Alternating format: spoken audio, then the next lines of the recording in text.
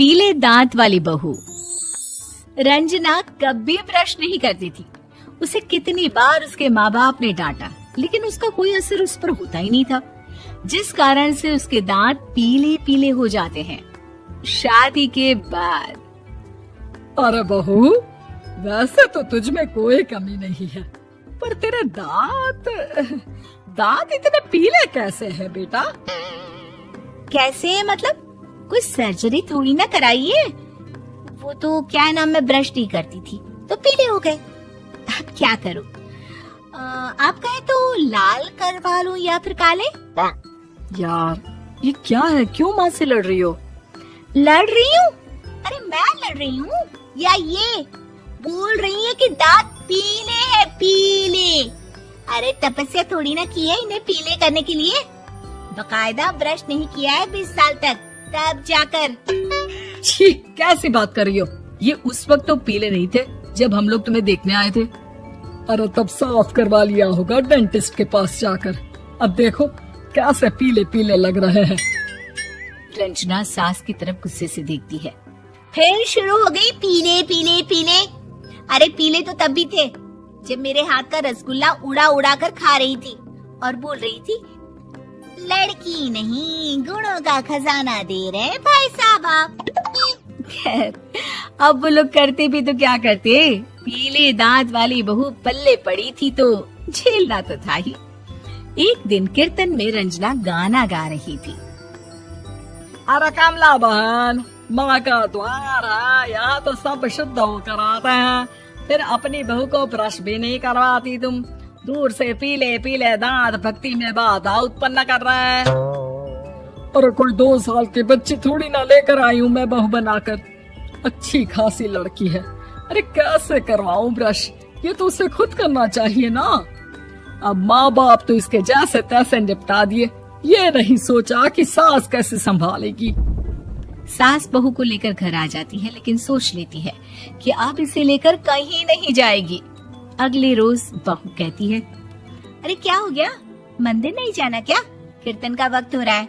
मेरी मधुर वाणी से कान्हा जी जागते हैं और सोते हैं। आप तो जानती है ना उनकी भक्ति में कितना मन लगता है मेरा। वो क्या है ना, तबीयत ठीक नहीं लग रही है मेरी, आराम करूंगी मैं। तबीयत ठीक नहीं लग रही?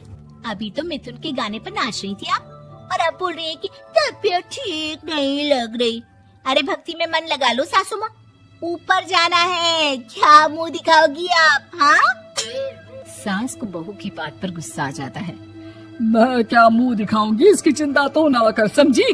अपने मुंह की चिंता कर, जो ये पीले पीले दांत लेकर हर जगह पहुंच जाती है। पता है लोग कितना मजाक बनाते हैं। ना जी ना, मैं नहीं जाना कहीं तेरे साथ। तो ये बात है।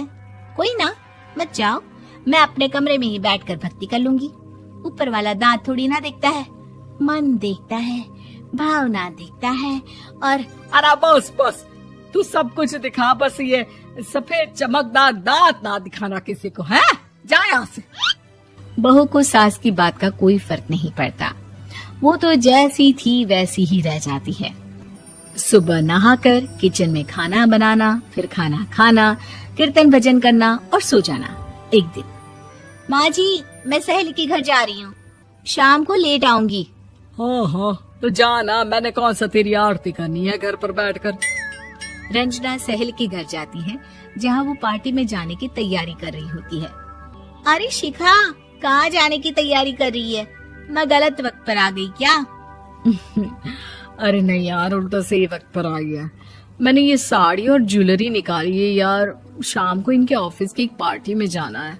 बताना कैसा लग रहा है ये सब? नहीं यार, इस ड्रेस के साथ तो वो वाली ज्वेलरी अच्छी लगेगी। हाँ हाँ सही बोल रही है, मैंने ध्यान ही नहीं दिया। वैसे तो हमेशा से मस्त फैशन सेंस रखती है। तो बड़ा जाती होगी ना पति के साथ पार्टी में। रंजना कुछ नहीं बोलती, बस सोचती है कि यार काश ये बात सही हो जाती। पर मैं क्यों नहीं जाती पार्टी में? क्या इन लोगों की कोई पार्टी होती नहीं होगी? रंजना घर आती है और रात में पति से सवाल करती है, एक बात बताइए, आप मुझे किसी पार्टी में क्यों नहीं ले जाते? क्या आपके यहाँ ऑफिस में पार्टी नहीं होती? पति बेचारा क्या कहता कि दांत पीले हैं तुम्हारे इसलिए। अरे कोई पार्टी होती नहीं हम लोगों के ऑफिस में, तो कहाँ से लेकर जाऊं? और मार्केट, मॉल, कहीं वीकेंड घूमना, कहीं तो। अरे यार, सारे हफ्ते में एक छुट्टी मिलती है, तो सोचता हूँ कि आराम ही कर लूं। क्यों? रंजना मन मार के रह जाती है। पहले कभी सास के साथ मंदिर जाया करती थी, लेकिन वो भी सास ने ले जाना बंद कर दिया। घर बैठी बैठी रंजना बोर हो जाती है। तभी उसे आइडिया आता है और वो मायके जाने का सोचती है। सासू माँ, 2 दिनों के लिए मम्मी के घर जा रही हूँ। अच्छा ठीक है, आराम से जा। और हाँ, माँ से कुछ अच्छी आदत सीख कर आना कि कैसे शरीर के हर भाग की तरह दांतों की सफाई भी जरूरी होती है, समझी? शुरू हो गई ना आप। वो लोग आपकी तरह नहीं है कि छोटी छोटी बात का बतंगड़ बना दे। उन लोगों के लिए मैं मायने रखती हूँ, ना कि मेरे पीले पीले दांत। रंजना माँ को बिना बताए उन लोगों को सरप्राइज देती है, लेकिन जैसे ही वो दरवाजे पर पहुंचती है, अंदर देखती है कि घर वाले कहीं जा रहे होते हैं। अब माँ, काश रंजना दीदी के दांतों वाली प्रॉब्लम नहीं होती, तो वो भी हम लोगों के साथ चलती ना बुआ जी की बेटी की शादी में। हाँ बेटा, लेकिन अब उसे कौन समझाए कि उसको उसके पीले दांत नहीं दिखते, लेकिन उसके आसपास के लोगों को कितना एम्बैरेसिंग फील कराते हैं। मुझे तो कितनी बार उसके स्कूल की टीचर ने शिकायत की कि उसके साथ कोई लड़की बैठना भी नहीं चाहती, और ना ही कॉलेज में कोई उससे बात करना चाहता था। लेकिन पता नहीं क्यों उसे ये बात समझ में ही नहीं आती। कोई कमी नहीं है उस लड़की में, बस यही कि दांत पीले हैं। वो तो भला हो जीजाजी और उनकी माँ का, जो दीदी को जैसी है वैसे ही रखा हुआ है। रंजना को अपने घर वालों की बात सुनकर बहुत दुख होता है।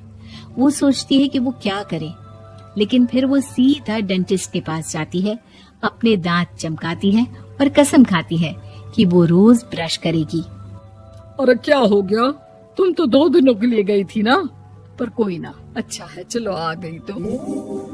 रंजना सास के सामने आकर खड़ी हो जाती है और पूरी स्माइल करती है, उसके चमकदार दांतों को दिखाती हुई। चले मंदिर। माँ, मुझे माफ कर दीजिए, मैंने आप लोगों को बहुत एम्बैरेसिंग फील करवाया। मैं आज से रोज ब्रश करूंगी।